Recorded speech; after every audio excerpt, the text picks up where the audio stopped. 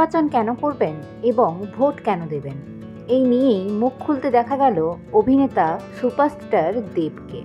শুনে নিন দেবের বক্তব্য, তারপর আপনার মূল্যবান মতামত অবশ্যই কমেন্টে জানাবেন। আচ্ছা, নির্বাচনটা কিসের জন্য বলুন তো?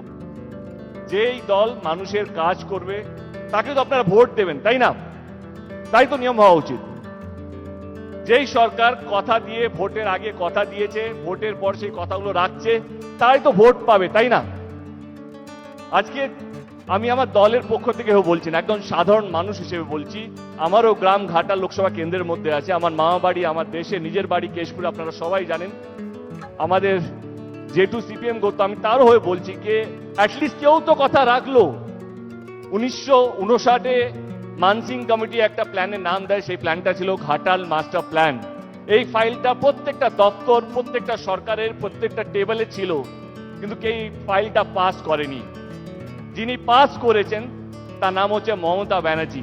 এবারে যেই দল যে কথা দিয়ে কথা রাখে, সে কেন জিতবে না? তাকে তো জেতানো উচিত। যে শুধু ভোট নিয়ে চলে যায়নি, সে আপনাদের পাশে থেকে আপনাদের কথা দিয়ে কথা রেখেছে।